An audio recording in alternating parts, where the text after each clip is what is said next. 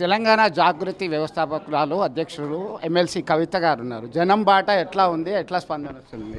బాగుందండి, చాలా మంచి స్పందన వస్తుంది. ఇది 3వ జిల్లా, బాగా జరుగుతుంది.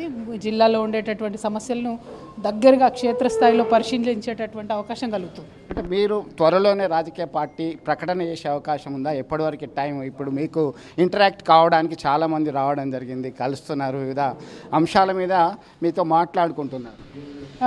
పార్టీ అనేటటువంటి ఆలోచన ప్రస్తుతానికి ఏం లేదండి.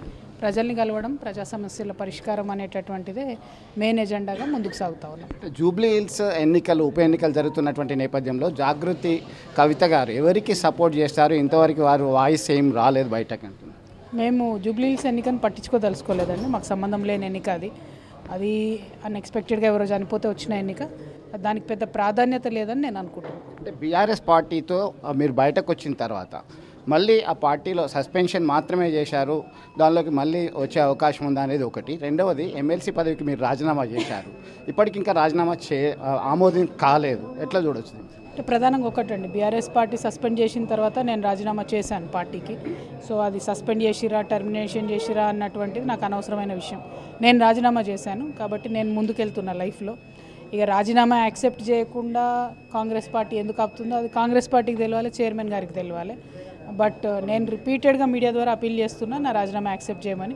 చైర్మన్స్ డెసిషన్ అది. నాకు తెలంగాణ ఉద్యమకారులందరూ కూడా కొంత నారాజు ఉన్నటువంటి మాట వాస్తవమే, మీ దృష్టికి కూడా వచ్చింది. చాలామంది అమరులయ్యారు తెలంగాణ సాధన కోసం. ఇప్పుడు అందరూ టచ్లో ఉన్నారు. ఎప్పుడైతే మీరు జాగృతి పేరుతో వచ్చారో, తిరిగారో, బతుకమ్మ కావచ్చు, ఇతరత్ర అంశాలకు సంబంధించి ఇప్పుడు వాళ్ళకి ఎలాంటి భరోసా ఇచ్చే అవకాశాలు? అంటే ప్రధానంగా ఒకటండి, ఉద్యమం చేసిన మేమందరం కూడా కోరుకున్నది గౌరవము, గుర్తింపు. ఆ గౌరవము, గుర్తింపు కోసం ఇమీడియట్గా అందరు కూడా వచ్చి కలుస్తూ ఉన్నారు. అందరినీ కలుపుకుంటున్నాం, ఇంకా పెద్ద ఎత్తున కలుపుకుంటాం. ఫ్యూచర్లో జాగృతి నుంచి ఉద్యమకారుల సంక్షేమం కోసం కాంగ్రెస్ పార్టీ ఏవైతే హామీలు ఇచ్చిందో వాటన్నిటి మీద కూడా ఎడతెగని పోరాటం చేస్తాం. ఆ హామీలు సాధించుకునేంతవరకు కూడా వదిలిపెట్టాం. నేత కవిత చేపట్టినటువంటి జనం యాత్రకు మంచి స్పందన ఉందని, త్వరలోనే తెలంగాణ రాష్ట్ర వ్యాప్తంగా పర్యటిస్తున్నానని చెప్పి స్పష్టం చేయడం జరిగింది.